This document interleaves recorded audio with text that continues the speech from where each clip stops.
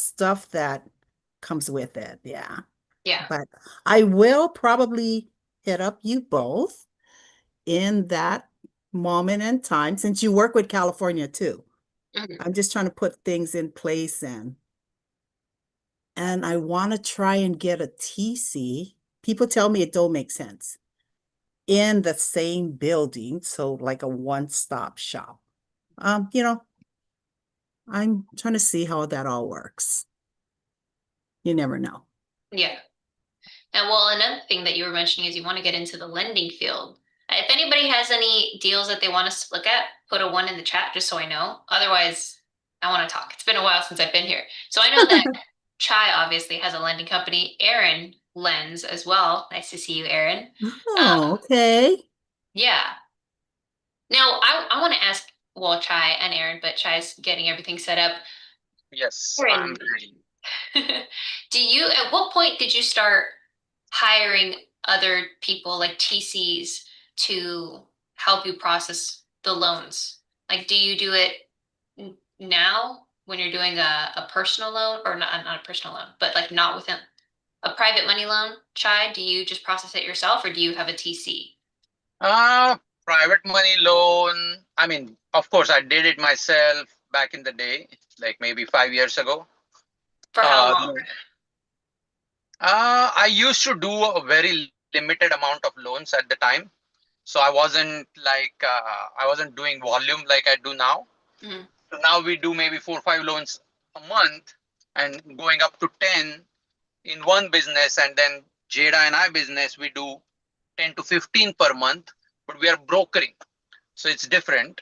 It's still the Oh, same amount of work. So I mean, this year alone, we did maybe 30, 40 loans overall, Jada company and my company together. So definitely at this volume, I cannot sustain myself. Uh, Give me one more second. Let me just make sure my navigation is on. Aaron, what about you? Do you feel like you're at a stage yet where you don't really want to delegate that processing out yet to others? Because I think that that's a big kind of thing with that I'm seeing more and more with a lot of people like Colleen and Aaron and Armando and a lot of people joining us. As they join, I get to see their process and everything kind of in their businesses continue to expand and grow. And I think that's the next thing to also talk about, especially now having Chai on here. Is okay. Well, what does that team look like, and at what point do you want to Yeah. start a team? When I grow up, I want to be like Chai. Ah, oh I, my God. I'm solo right now. I don't have anybody. I don't have a team. Um, when I was a mortgage originator, which I was for about 14 years, I had an That's not assistant. true. Your daughters are your team and your family. No, hmm. no, my daughter is. She announced to me yesterday that she's racing me. Oh, So there, okay. she's not on my team. She's now my competition. My Okay. gosh. Wow, that'll give you That's awesome. motivation, right? It was news to me. I was like, oh, I didn't realize we were racing, but she's very excited about what she's doing. And she is like, in fact, she's flying out tomorrow morning to spend 8 days with Alexis in Atlanta. Wow. Oh my So gosh. she's, she is definitely making moves that I'm not making right now. Mhm. Oh, So but I have no that's doubt that's amazing.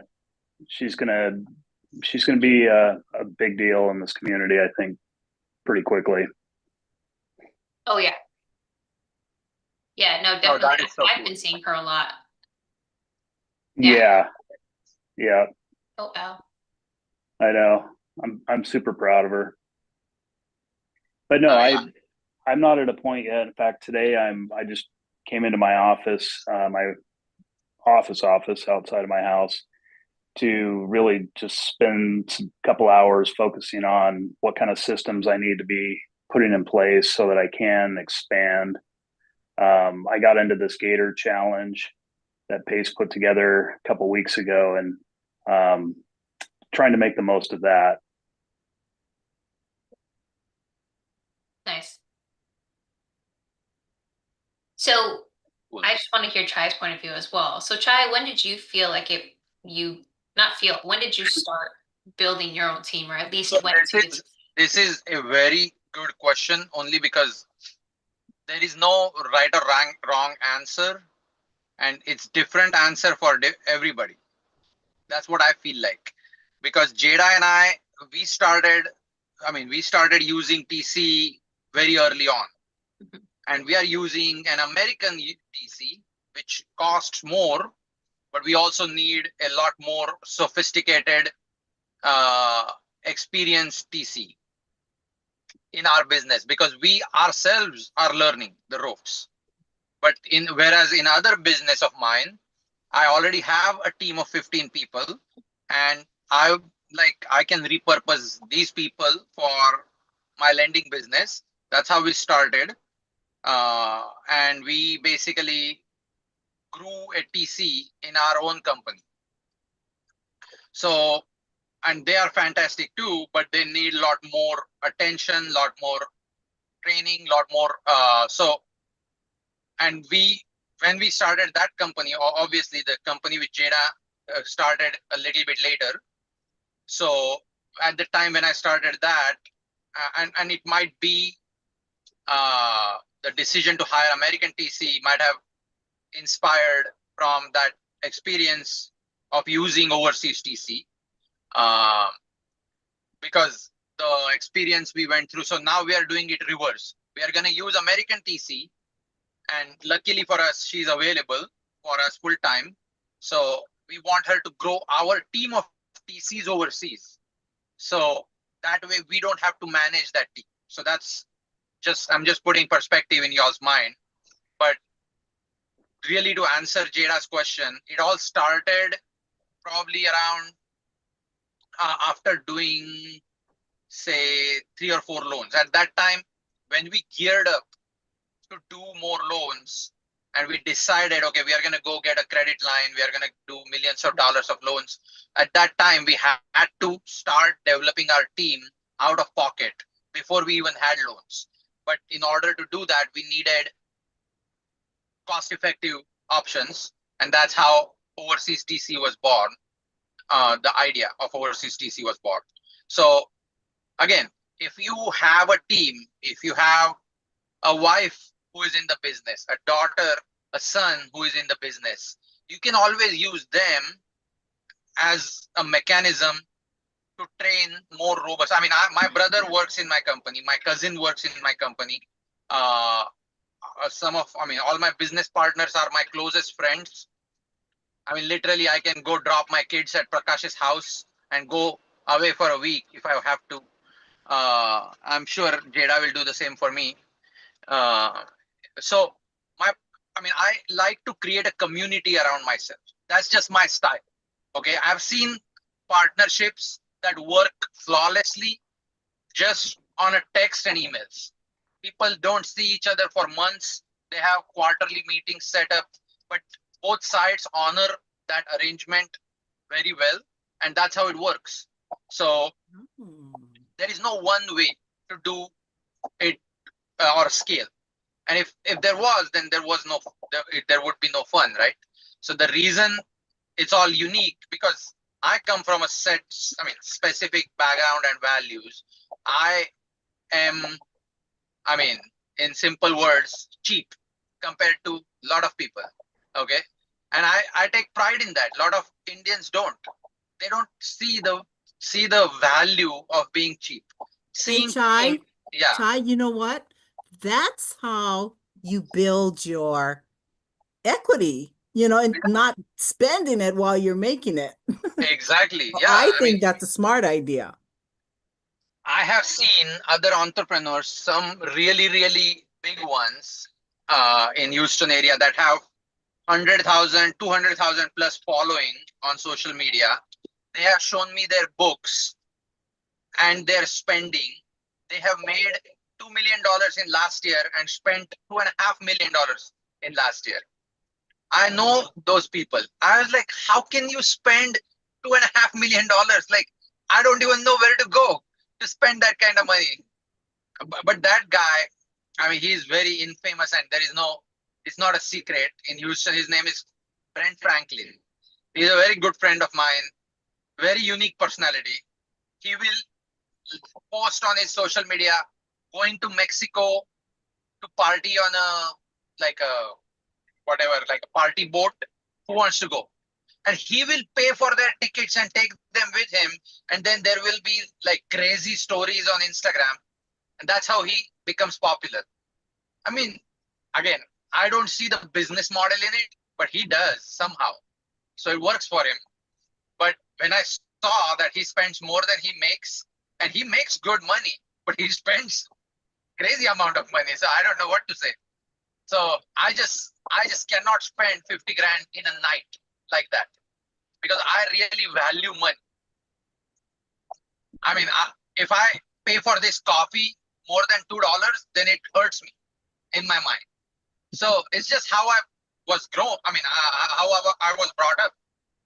So my point is, if you and again, I'm not even judging. In fact, I'm sometimes intrigued, and I feel like I need to use money like a commodity in order to grow faster. But I think of money as value way too much, because some people are able to use money as a tool in their business. Okay, I'm going to go raise money from here, raise money from there. I'm going to split my risk, do this, do that. And then they are able to do way more than what I can. Again, I have seen a very low success rate in that type of model. So I do not ever recommend it to anybody until you are sophisticated enough to explain to the people in the right language what risk they are taking with you, and then also explain to yourself what risk you are taking with other people's money. So I never recommend anybody just go raise money. In fact, I want you to do it on your own dime first before you go ask for someone else's dime. So because if you don't learn to value your money first, you're never going to value my money.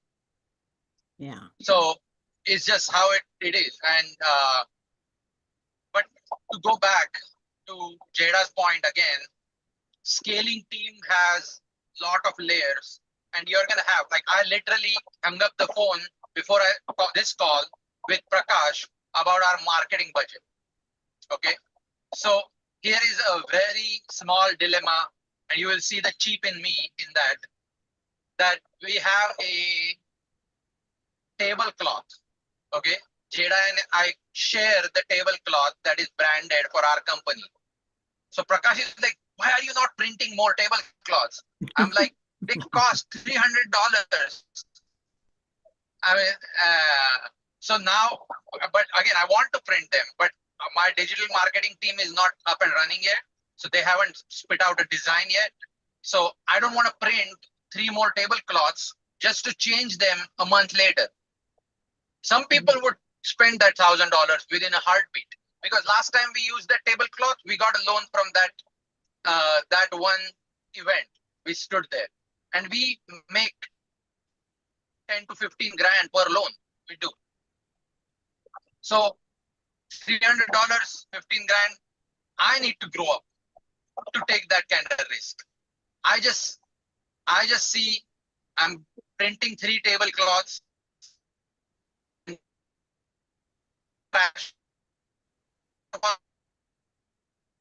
I do not like. So I'm just that person, and I don't want to change. I want to change, but I want to change organically and sustainably. That is one of the biggest things in my life. So those are my values. And if I change my values, then I don't know who I am. So I don't know I hope that answer helps someone. But is that what you are looking for, Jada? I don't know. I Yeah. think that was very valuable, though. It's something we can learn from too. Mhm. You know, just because you don't sometimes pay attention to the way you spend until you go into the financials.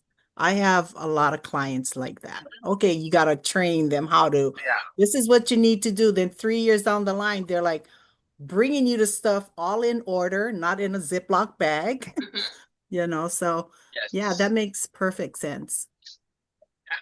And that's one of the reasons why I have to manage the finances of any partnership I'm part of. I'm not going to let anybody touch finances. Like bookkeeping, accounting, money, that's me. If I don't have control over money, I don't understand what I have control over. That's how I see things personally. And again, it's comes from life experiences, and I'm just more critical about these things. I don't like anybody else's work. I'm very OCD with money. So I've seen it helps me personally because, and I can add value from that side. But yeah, I mean, that's all, and I mean, you need to enjoy what you do best, or rather, you should do what you enjoy the most in the business. In that way, you are always gonna stay interested. So that's why I always push Jada or any other partners of mine, and I always ask them one question: what do you like? Don't tell me that, okay, I will do this. I want to know first what you like. If you don't know, then okay, let's try. That's my approach. And then I will do the rest. And then when I find out, okay, I don't like this, then I find someone, like I try to hire someone or partner up with someone at that point. But it's always like small experiment,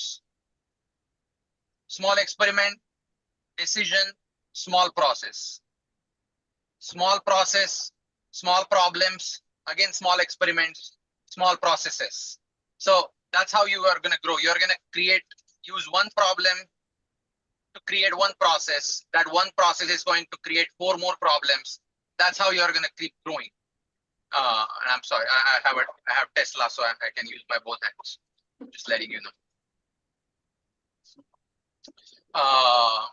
Hey, Okay, Shai, Yeah. when you were first starting out in your private money lending journey, what did that look like? Yeah, so that is a very interesting. So I called someone that I knew was doing this, and I was intrigued by, oh, this is a great idea. I should be doing this because I was already doing a lot of properties and loans, and I had some money sitting in my accounts that was not really yielding much. So he was like, okay, if you share 50% of your profits on your first deal, I will teach you. That was Javed, by the way. One of my current partners, who is now no longer my partner because it's just we have different aspirations. A great guy. So again, that's how we started, but then he didn't end up taking anything. And at that time, I didn't want to share my 50% of my profits on my money. So I just asked him, okay, you know what? Just send me the promissory note and deed of trust document. And then I didn't like what he sent. So I called a couple of my lenders that I used them to do conventional loans back in the day. And you know what? I'm sorry. I didn't realize my voice is going to be. like echoey. Okay, is it better now? Oh my God, Yeah. that's so much Yeah. better. Yeah, I know. So sorry. Yeah, I didn't even realize while I was, because the Tesla Bluetooth sucks for some reason. They can't fix it. I've tried with them for a while. Yeah, so I called a couple of lenders that I was already working with just to see, hey, have you ever lent money like privately? They're like, yeah, of course I have. And people who are in the lending business, even as a broker, they all understand this. Okay. So it's not a rocket science. I mean, all you have to do is ask questions. People talk about anything. I mean, people love to brag about things that they like to do. So, I mean, I feel like all these masterminds and stuff is great for networking. So you meet like-minded people, but you don't need masterminds to learn things, really, because it's all there on. If you just like to talk to people and you know how to ask questions politely, people spill everything. and just go to the right places. Obviously, I mean, you can't find answers for private money lending in a farmer's market, maybe. I mean, just giving you random analogy.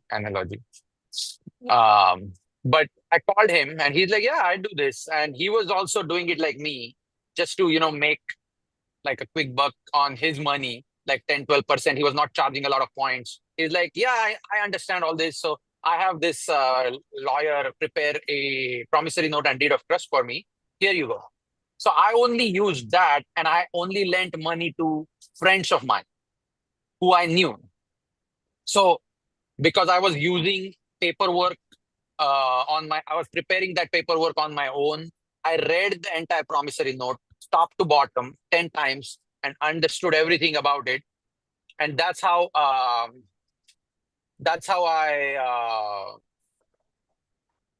was comfortable in doing it or using it on my own. So I went through like 10 other properties that I had purchased before, compared that promissory note with other promissory notes, because now I'm gonna save money, like $300-400 of uh to pay a lawyer to get it done versus doing it myself and then make that much more money on my lending. So that's how I did. That's how I mitigated my risk. I used something from a trusted source, read it myself, compared it to 10 other things that other lawyers had prepared, and understood what the difference is, and then still lent money to a friend of mine. So even if things were to go wrong, I'm safe. So you can create safer situations creatively to learn faster without any failures. But if you don't trust yourself with seeing all the angles or all the risk scenarios in a situation, then go seek help. And there is nothing wrong with both scenarios. You just need to know yourself enough to take that risk on your own without any help whatsoever. And I took that risk at the age of 35, when I had already worked over 10 years in corporate. I had gone through hundreds of pages worth, like, long contracts. I knew how to read contracts, and I knew, and I had already done over 30-40 real estate transactions at that time. So I was capable of doing it. If you don't have that much resume, go seek help. And I can't tell you whether 5 contracts is enough for you to take the risk on your own, or is it going to take 30 contracts. So that you have to decide for yourself. But if you are ever going to start on your own like me, be very careful. Things will go wrong as they are supposed to, and you have to be okay with it because it's your decision. That's the worst part about entrepreneurship. Like, when you're your own boss, you cannot blame anybody. You can't find a person to point finger at. And even if you did, it's going to come right back at you. So that's how I started lending. And then after doing a couple of loans, I just expanded my horizon. And at that time, what I was doing, I was trying to actively find borrowers that I can basically groom. So by that, I mean, like, I was already known as a real estate investor. I had done a lot more than 30-40 deals at that point. I guess I had done over 150-200 deals maybe. But by that time, I was already known as the go-to person for real estate. So a lot of my neighbors would come up to me, ask me questions. So, and I have helped at least 30-40 people in my career, like, literally build their real estate investment business ground up. And one of those people are my neighbors. And uh, when I saw what they are capable of, I told them, okay, I will teach you everything for free, but you have to get a loan from me. That's my fee. So I might have, I mean, given them too much value, but I also got a lot out of it.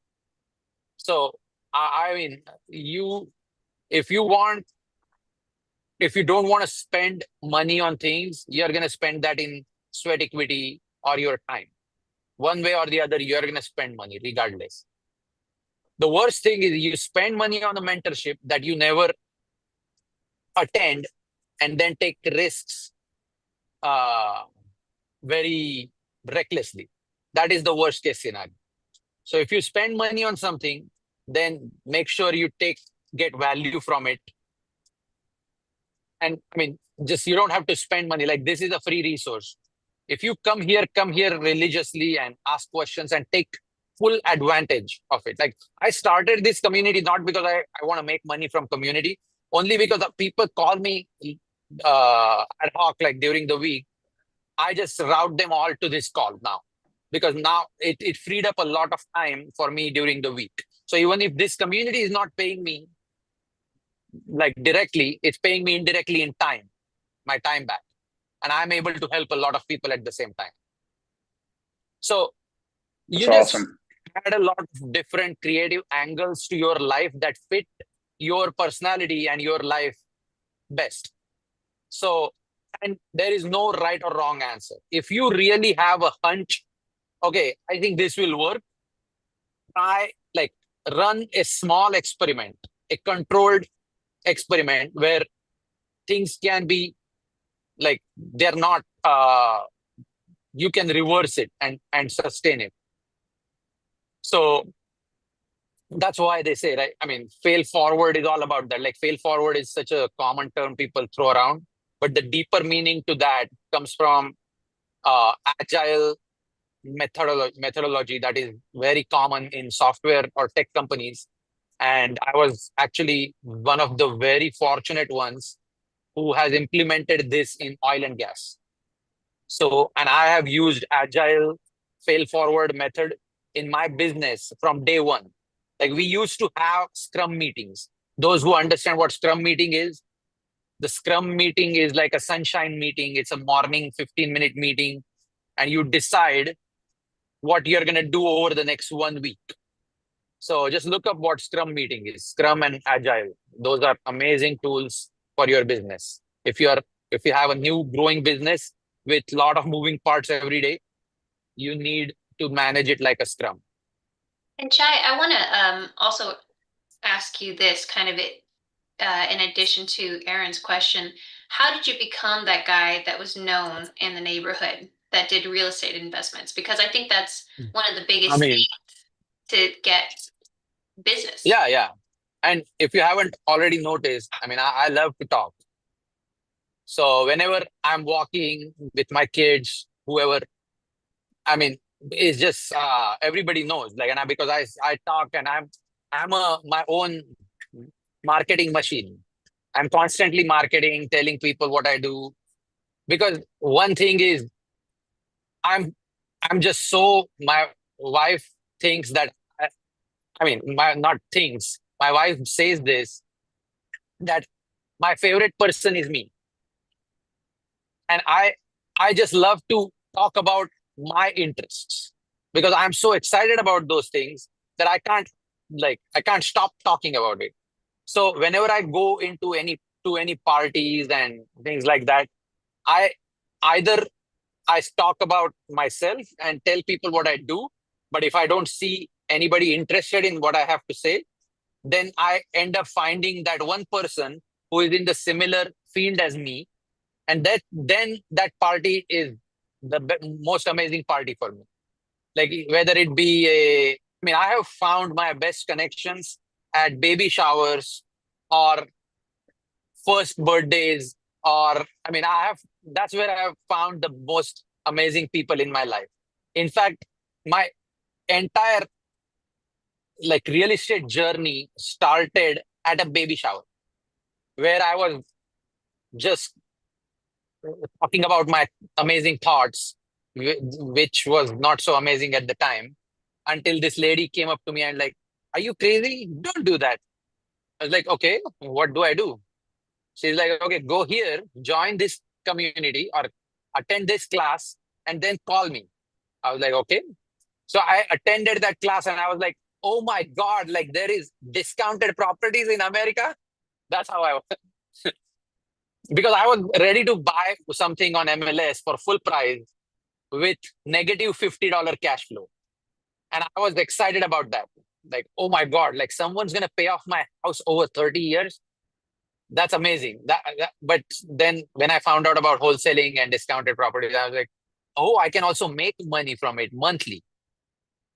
So again, when you talk out loud about what your goals are, people will correct you automatically. They see the energy in you and I mean, they see the genuineness in you. I don't have a lot of ego. People can correct me. Anybody can say anything to me. I just create that atmosphere around me that I'm approachable. I'm not cocky. I don't have a lot of ego.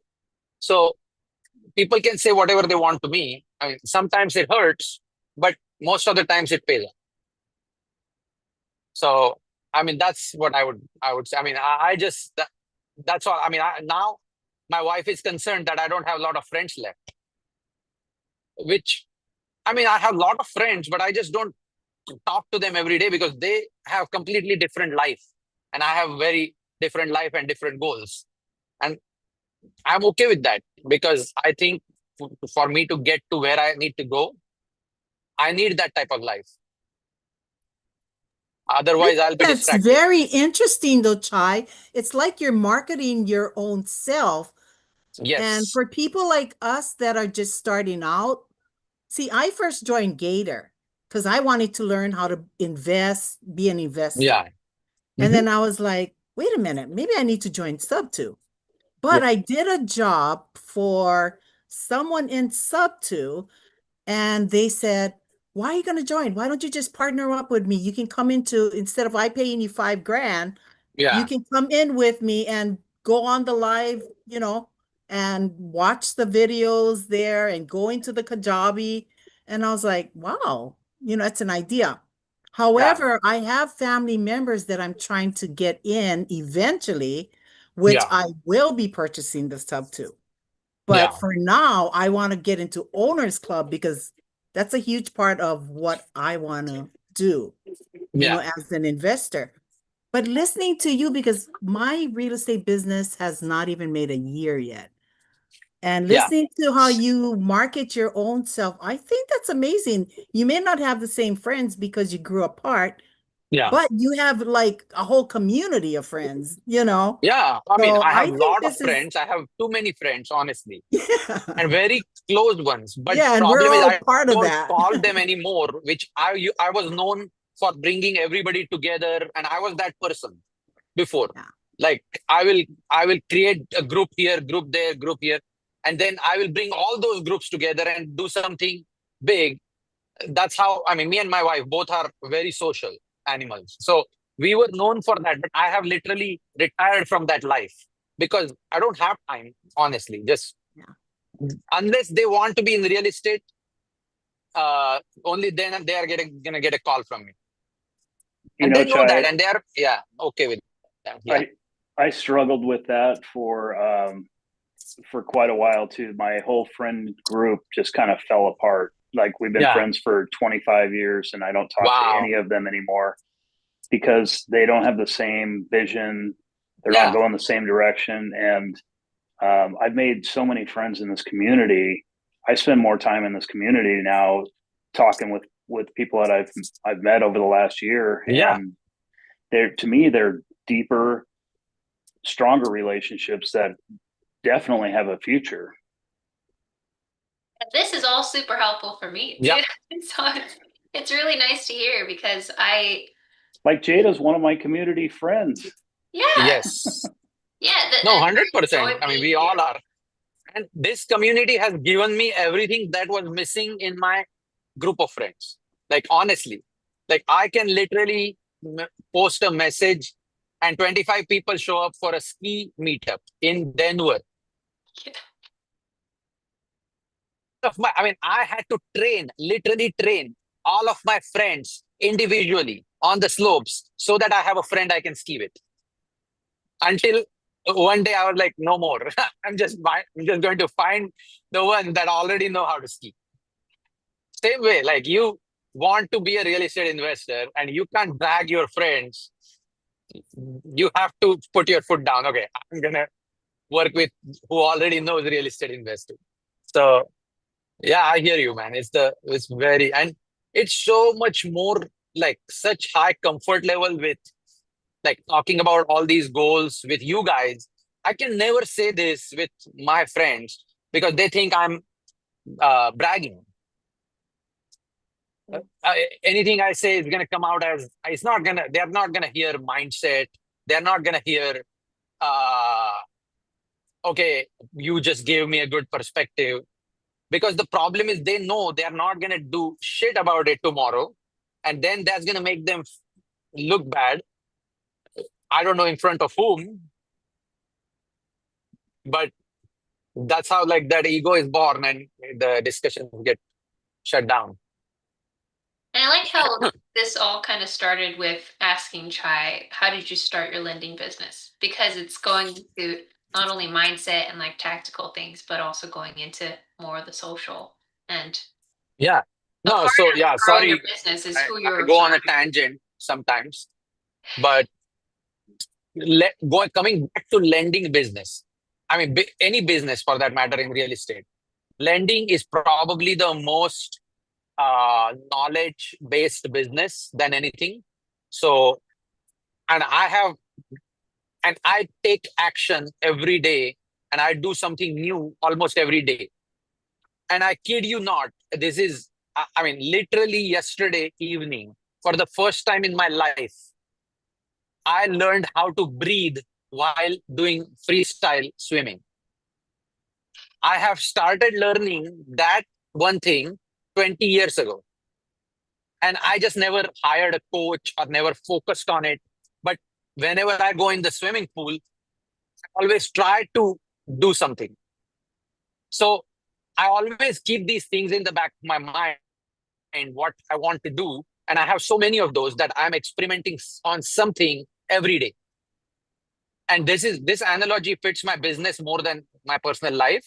But I mean, you just have to be very experimentative for you to get from real estate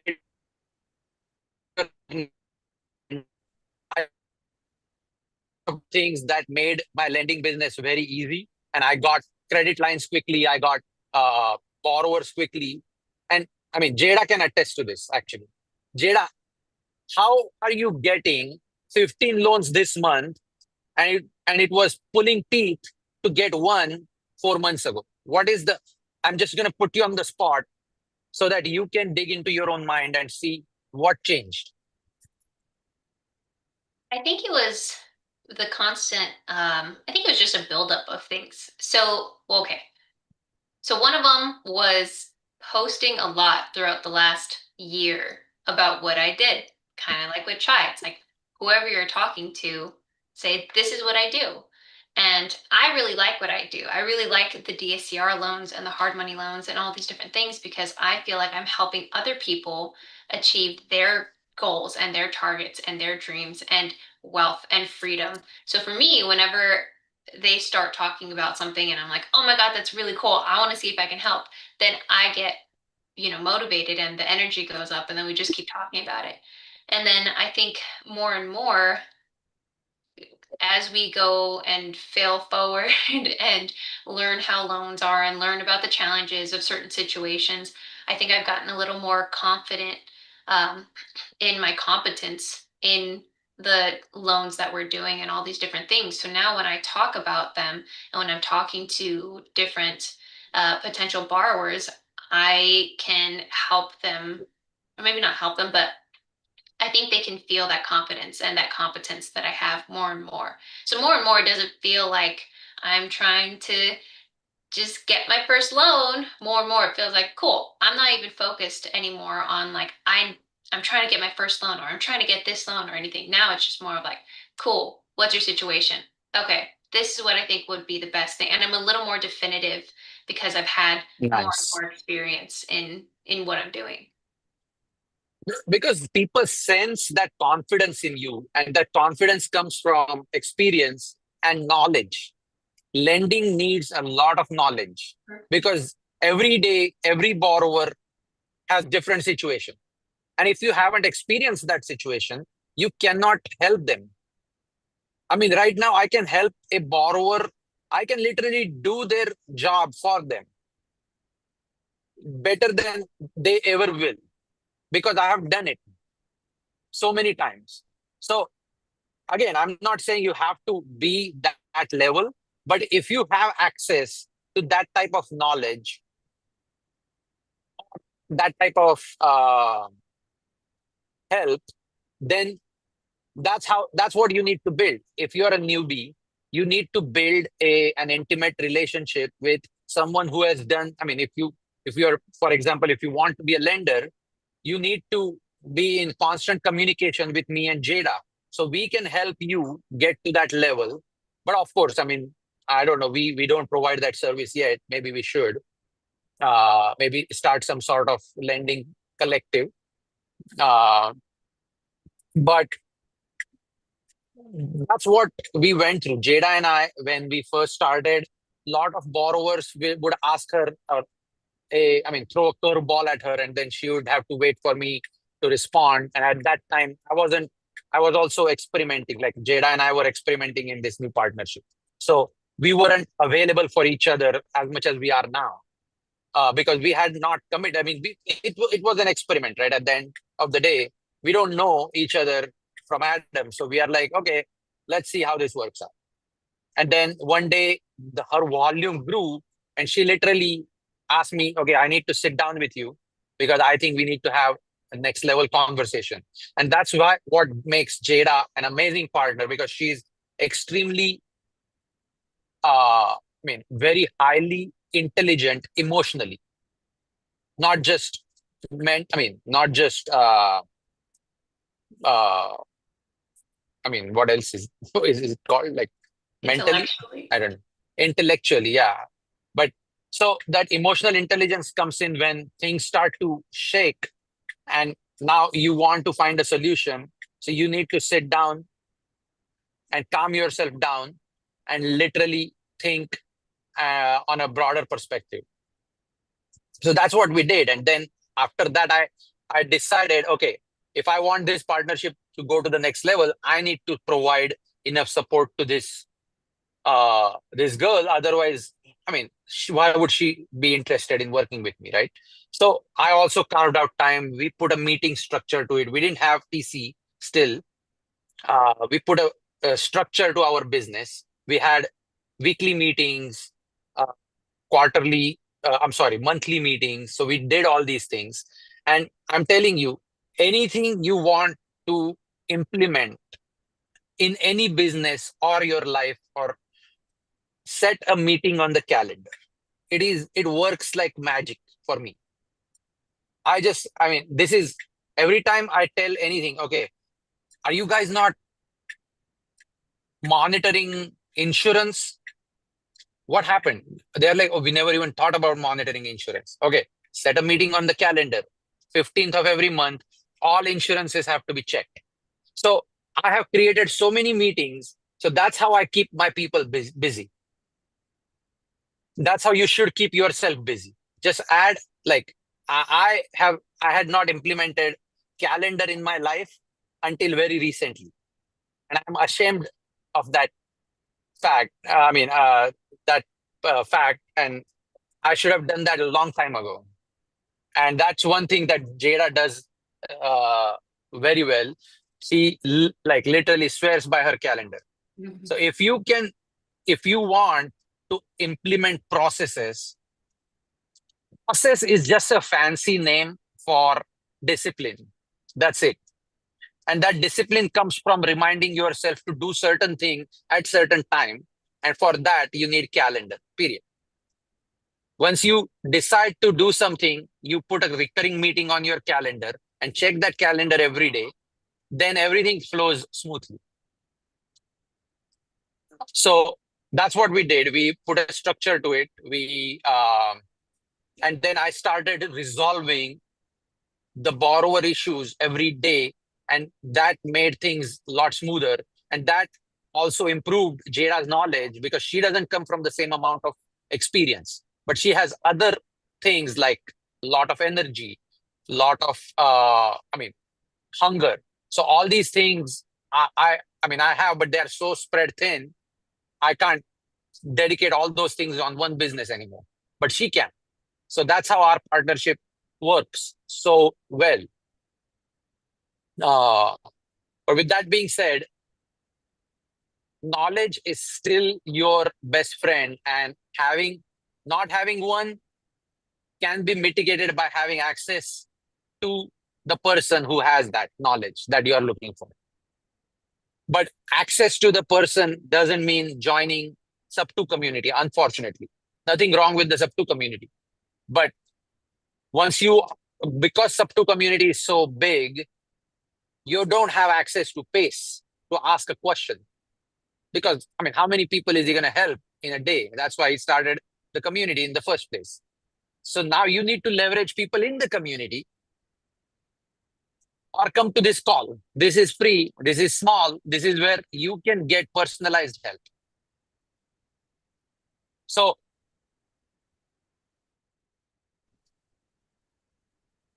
Oh, we can't hear you anymore. Nope. On that note, does anyone else have any questions? Nope. All right. Not this, yet. can you hear me now? Oh, now we can. Wait, Trayvon, what were you gonna ask? No, nothing. I don't. All right. No, ahead. I think we spent a lot of time talking about this. Is there any deal we have to underwrite today? As far as I know, no. If you have a deal, put a 1 in the chat. And I would really like a lot of ideas about how to grow this community.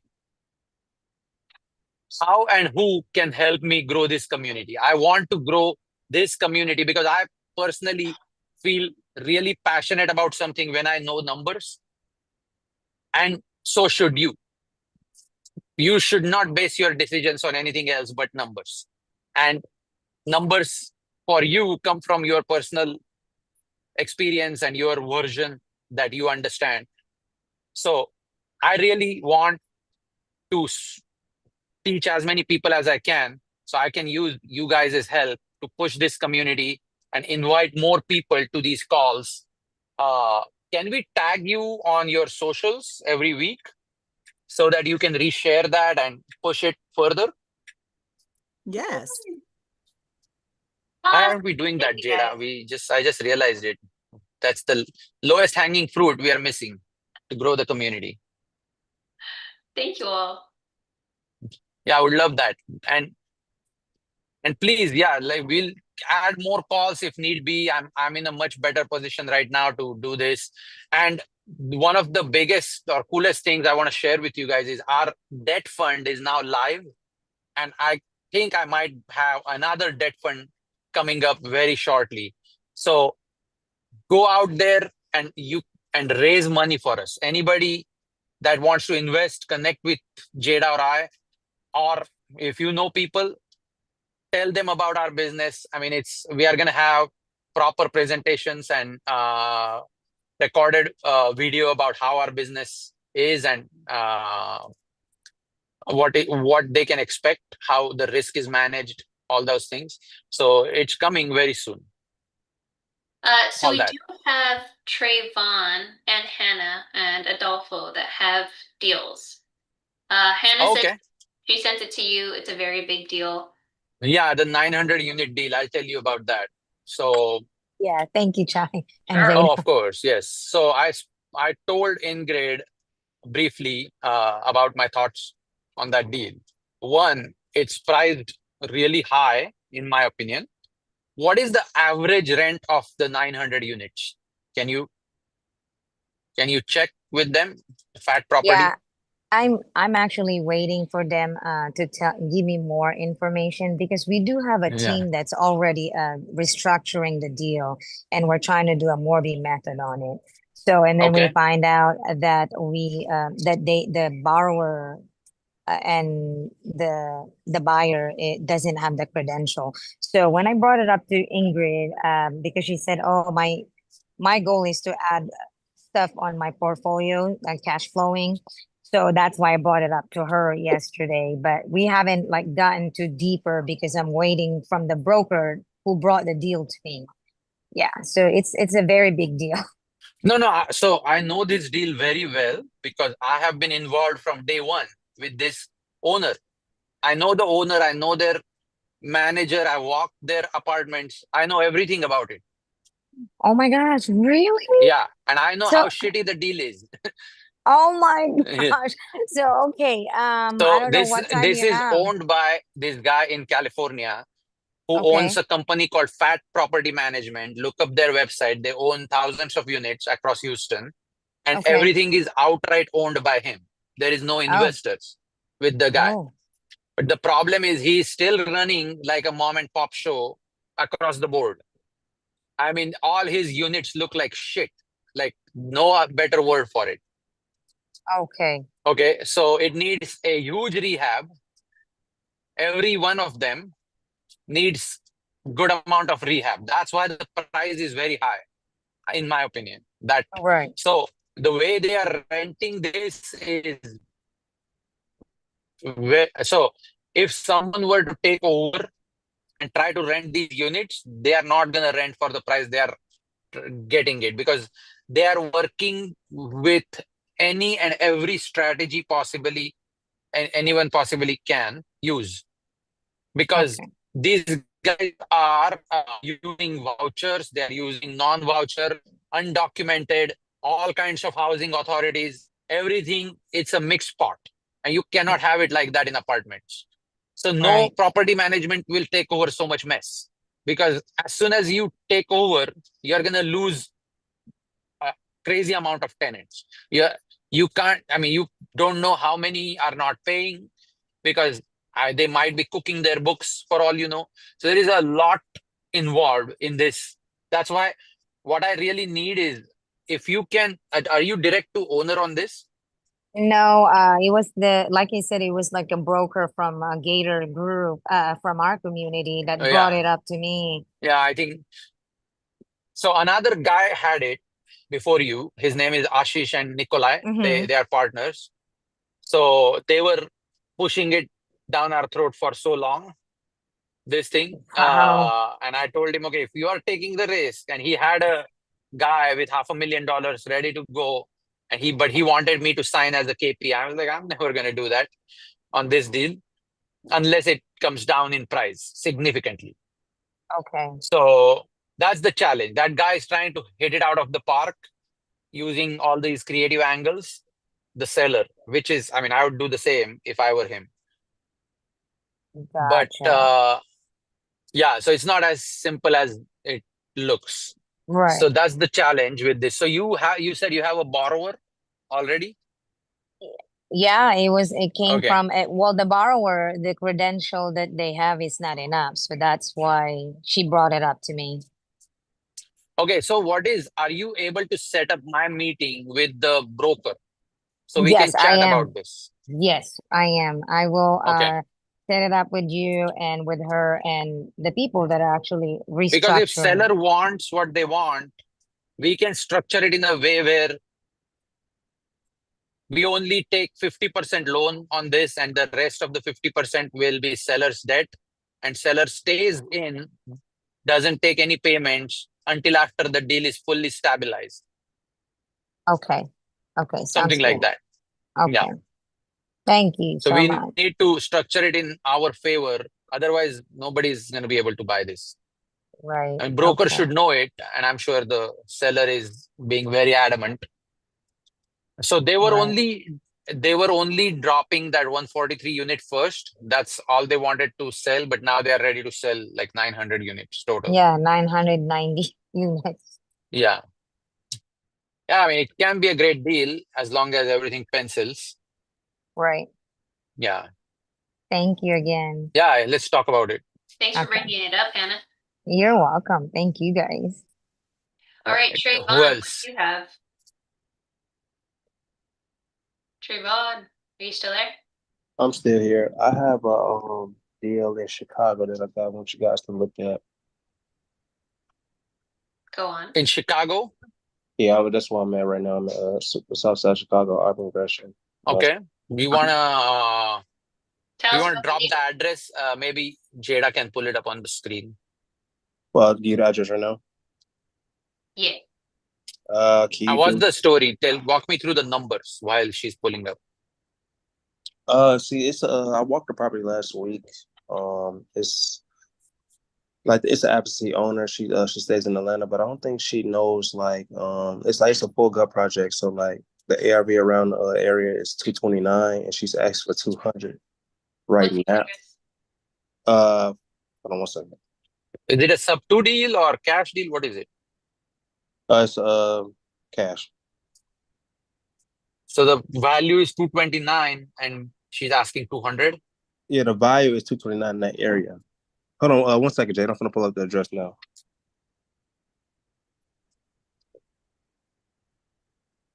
It's off market too, but one sec. I'm sorry.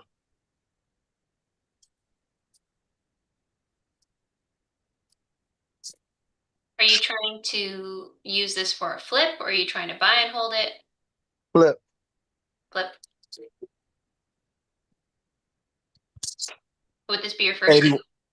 Go ahead. What you say? Would this be your first deal? Presumably, yes. Yes, it would be yes. Because my first deal fell through, so it didn't go through. So this one is 8153 South Stewart Avenue in Chicago, Illinois 60620. Okay. And then she's asked for 200, but it's a gut right now, so I don't know why, but maybe she don't know the area like that. Wait, what was it's a vet? What'd you say? No, like she's asking for 200, but like the ARV around the area is like 200 because the house next door in November of 2023 sold for 200. Okay. It sold for, hold on one second. It sold Okay, for so 290 actually. so let's say, but if you 290. 290. The house next door to it. 8149 South So a Stewart. house sold for 290 and she's asking for 200. I have no idea. That's what I'm trying to figure out. That's what I need help on. No, what are you figuring out? How much she's asking or how much Yeah, you should offer? she's asking for 200 now, but it's gutted right now. Okay, and how much work you think it needs? A lot. 80,000 repairs. 80,000? Yes.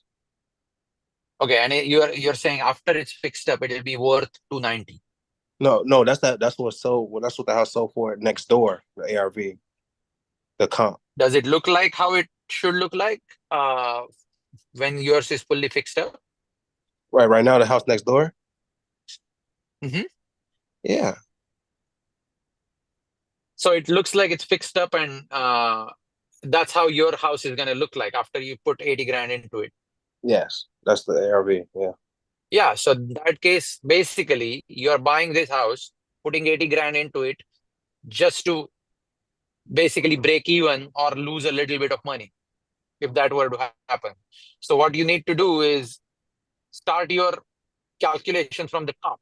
So if you want to sell it for 290, then you need to go 290 times 80% conservatively or 70 aggressively. So 80% is 232 minus repairs, minus 80. So that's 152. That is probably the highest offer you should make, 152. Ideally, it should be less, ideally, it should be more like 125. But right now, why it's being fixed up? Yeah, if she fixes it up and then gives it to you, then she can probably expect 200,000. But if you are going to fix it, that means you are adding value to the property. So you need to make money off of your own sweat equity. If you are putting value in it, then you should get value out of it. So Okay, why but would the you said lady? ideally 125. Yeah, ideally 125 because that's like 70% minus repairs. But Okay. I understand 70% deals are rare. So even if you get 80% deal, it's still closer to 150, 152. Yeah. So yeah, there is no reason to, I mean, 200 is, yeah, just way too high. So yeah, I'm I would also, not. I Yeah. see a 250. I don't see the 290 home that's sold. Do 8149. So it said when I looked it up, it said 8149 South Stewart Avenue. It sold November 2023 for 290. Hmm.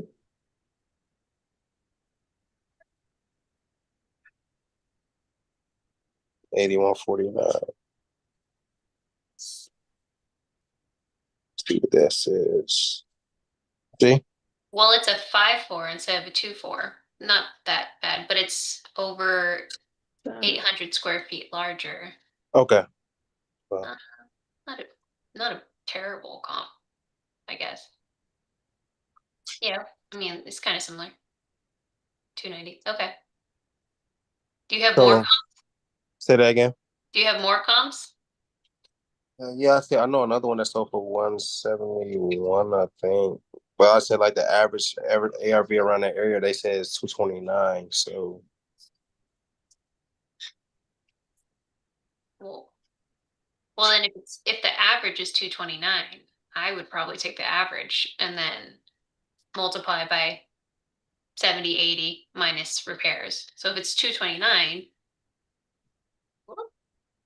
183 minus 80. So you want it at 103 now instead of 150 or 125. okay. Yeah, it's just something I need help on. I just want to run that by you guys, see how I No, can, no, of course. And see that's how I what can we are work here out. for. So these are probably the most basic things that we always answer. And I never want to answer them as if, oh, you don't even know this basic stuff. I mean, I never want to tell that to anybody. So as basic as this is, I think it's very important because people are not, I mean, we are in this business every day. Not everybody is in this every day. So people tend to forget and then things tend to change as well. So always ask. Do not hesitate. Don't think whether it's a dumb question or anything like that. There is no such thing. I mean, you're gonna invest money. You need to know everything about it. So yeah, it's 70% minus repairs, ideal, 80% minus repairs, practical and possible. So, but here is a couple more things I'm going to tell you. How big is this house, by the way? 1,000 square feet. 1,000? Yeah. 1,000, yeah. You said 1,000, right? I'm sorry. Yeah. Yeah. So for 1,000 square feet, 80 grand rehab. Again, you're in Chicago. Maybe things are expensive. But I feel like that can be lowered with the right people. Of course. I mean, the problem is you do need everything. So you need a good contractor. You can't work with just a punch out guy or handyman to finish all that. So you need more sophisticated contractor to do this, obviously. But at the same time, I think it can be done for less than that, in my opinion. Actually, I'm Um, wholesaling it, so that's why I'm. oh, you are. Okay, then it's easier. But still, you need to know these numbers to make the right offer. Exactly. So because if somebody comes and looks at it and says, oh, I can do this for 50 and I'll pay more, then first of all, even if you are able to convince the seller to get it low enough, you will still lose value when offering it to other people. And you will say, oh, I'm happy with 140 when really they can pay you 160. See, I have a So buyer right now that the high he gave off for 60. 60, just that's it. Yeah. Oh yeah, that's probably not going to work then. So Yeah. if you say the value is 290, okay, so one thing is rehab, obviously. But another important thing is you need to go and talk to a local realtor who probably has sold more than a couple houses in that area. And then ask them, hey, if I list this with you. How much do you think you can sell this for? I'm doing new kitchen, new bathroom, all that. So tell them what you're going to do, and then they will tell you, okay, I think I can sell this for 250. Or they might say, I can sell this for 320. Then you know that how you adjust your number. Okay. Make sense? Makes a little sense. So yeah. So talk to a realtor and talk to a contractor who is going to make this a win for you. And again, if the seller is set on 200, I mean, I can already feel, I mean, I don't know, but people who are so far off in their expectation, you need to really bring them down to ground and see how they react. Like you can tell them, oh, 200, no way. I mean, if you sold this outside, I think people will offer you 60, 70 grand. I'm ready to pay you more. Are you even interested? Because, I mean, if you ask for 200, nobody's going to pay you. So I don't want to waste my time on something like this. Then people with that kind of trick, what happens is either people basically they know that you're telling them to shit or get out the pot, basically, in simple words. So they're gonna either get mad at you, oh no way, I need to make a minimum 120 on this or minimum 150 on this. So then you know their ceiling. Or they will be like, okay, I mean, I'll call you. So you're not wasting your time. And you can give them, okay, other people will pay you like 100, maybe. I'm willing to go up from there, obviously. And I'm willing to do better than that. But I mean, I can't compete with 100 versus 200. If you were at 150 and other people were doing or 130 and other people are doing 100, maybe we can settle at 115. But I can't work with such a difference. And see how they react. Then people, like, their ceiling automatically comes out. They flex all day long, but then they have to show their real cards at that point. So try that. Talk to a realtor. Yes. But get your numbers right first. Talk to a realtor, talk to a contractor, and just based on photos, if you called 5 to 10 contractors, and literally, so every contractor is different, and most of them do not want to give you a number over the phone, because then they are always worried that you're going to hold them to it, which all of us will. That's how it works. And they know that trick, so they tend to not give you a number.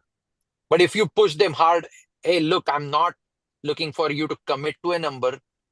I'm really bad at this. I just need an estimate. Is this more like a $20,000-$30,000 rehab, or is this more like $40,000-$50,000 rehab? If you gave them a perspective, at least 1 out of 5 contractors will give you, yeah, maybe 50, 60, man, I don't know. I'll have to go check. So you know a good, like, educated guess from someone who is doing this every day. Same with a realtor. So the more you push people, a lot of things can be done over the phone if you get creative about it. So creativity is not only when buying a property. Creativity is required every day in the business. You have to pivot every day, because and pivoting is the most important skill for a successful business. I wouldn't be here if I didn't pivot, and I had to pivot every year, sometimes twice a year. And every day in tactical roles, you have to pivot. That's a different story. I'm talking about strategic pivot. Like this year, we are not buying rentals. That's a pivot from our previous years. So ask, like, literally ask them every scenario and try to get a number out of people. Then you know you can trust those numbers. Okay. Yeah, good luck, man. All right. Anything else we got? Appreciate it. Yeah, of course. Good luck. Let us know how it goes. Anyone else have a deal or a question that they want to ask? Speak now. Or type in the chat. Type a 1 in the chat if you do, just in case, so you're not like trying to type a bunch of stuff and then I go, okay, no one has anything. I actually just want to share like this amazing quote I heard yesterday.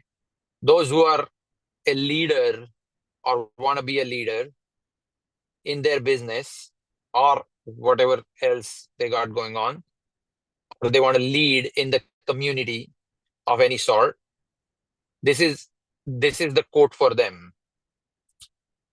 So there is two quotes, and this is from a movie I watched yesterday. Leadership is in the action, not in the position. You can wear a CEO, I mean, you can put CEO role on your business card or in your email signature. It means nothing if you don't show the action that is required to be a CEO. That's what it means. And then the second important one is, I mean, basically, this is like some mission, and there is an older leader, and this younger wannabe leader tells him, hey, why don't you just manage this mission from a distance? Why do you need to be on the ground? And then he says, hey, I have to be there because leader knows the way, goes the way, and shows the way. It is so important that you, until you want to really retire or manage a big business, it is, again, it's not possible every time. But if you have done those roles yourself, nobody can do them more effectively than yourself. Nobody cares more about your own business than you. And if you want to be the leader for that business, you have to know what's happening, and you have to go and show people what they need to do.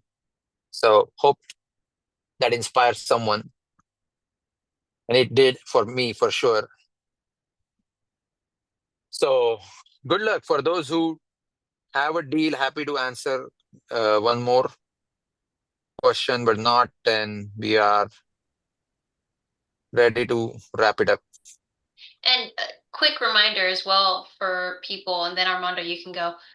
We're not just comping properties here. We're going through a lot of different things. Trayvon, I just wanted to comp just to make sure that, at first it sounded like the seller was just saying 290, but then I'm like, okay, cool.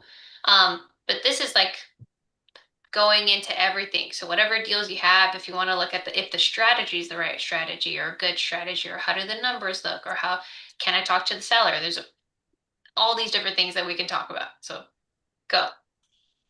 Give me, I'm gonna, sorry, Chida. I'm done. No, I was just saying, I'm gonna make a post in the community. First of all, everybody should add at least 5 to 10 people that they think can benefit from this free resource to the community. And then I'm gonna post something in the community to see what people think is going to add value and make things interesting for our community. I'm looking for help, and help with moderation and adding more value to our community and make it grow bigger. So look for that. So respond on that. Let us know what you think we can do. All right. Thank you so much, guys, and talk to you guys soon. Oh, See actually, you. Yeah. sorry, everybody. No. Quick thing that we have is we are going to be having a guest speaker next week, and I'm trying to open up things so that you can see. There we go. Okay, awesome. So we're gonna have Philip Loudon. He is in Sub 2. He has his own community as well, and they talk about wraps. And a lot of times, like in Sub 2, when people talk about wraps, they're talking about how they bought it with creative finance and subject to, and now they're wrapping the property. But Philip will also do wraps with cash deals. So that opens up a ton of, like, now that opens you up to DSCR loans and conventional loans. And if you want to use conventional, if you have a W-2, that could be a really good option for you. But he's going to be joining us next week. So I definitely recommend coming, not only because I want more people to come here, but I know him and I'm working with him on a couple different things. So I think that he's gonna bring a ton of really interesting points. So anyone and everyone, whether you're into wraps or not, I think it's just good to hear other strategies and from the tidbits that some people talk about, especially because he's not me or Chai or Amy. He brings his own perspective to things. So I would say join us next week. Thank you all.